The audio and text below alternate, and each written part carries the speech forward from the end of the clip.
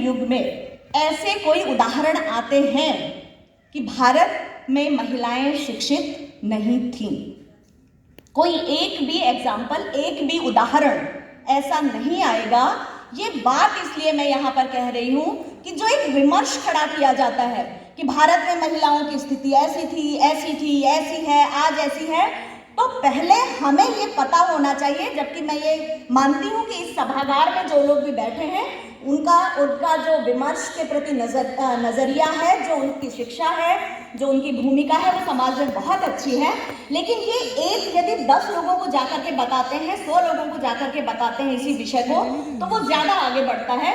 तो ऐसा हमारे अंदर एक कॉन्फिडेंस आना, हमारे अंदर एक ऊर्जा का भाव होना और एक गर्व और गौरव की अनुभूति होना कि मैं उस देश की नागरिक हूँ जिस देश में युगों युगों से कभी भी कोई महिला अशिक्षित नहीं रही। और वो अशिक्षित मात्र अक्षर, मतलब कई बार लोग कहते हैं कि इसको अक्षर ज्ञान नहीं है, लेकिन बाकी ज्ञान पूरा है।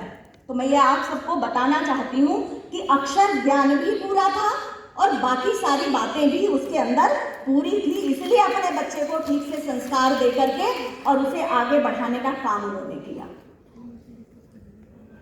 राम को मर्यादा पुरुषोत्तम राम बनाने वाली माँ कौशल्या और उनकी अर्धांगिनी माता सीता ही थी। कृष्ण को कृष्ण बनाने वाली देवकी और यशोदा ही थी, उनकी मित्र राधा ही थी। ऐसे जितने उदाहरण आप लेते चलेंगे उतने उदाहरणों से ध्यान में आएगा कि वो सशक्त इसलिए है कि उसको कभी कमजोर पड़ने ही नहीं दिया।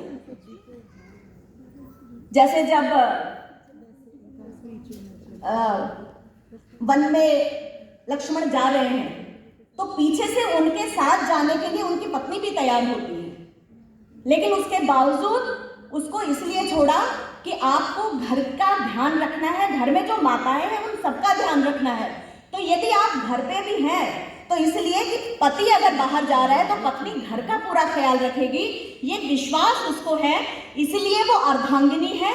और इसीलिए जब हम ये कहते हैं कि आधी आबादी, तो आधी आबादी तो मैं नहीं कहती, लेकिन ये जरूर कहते हैं कि वो अर्धांगिनी है, आधी शिव है और आधी पार्वती है। और जब शिव और पार्वती आधे आधे मिलते हैं तब वो अर्ध नारी नटेश्वर बनते हैं। और भारत का महिला विमर्श यही है, भारत का महिला चिंतन यही है कि स्त्री और पुरुष दोनों मिलकर ही पूरे होते हैं, अलग अलग उनका कोई भी स्थान नहीं है।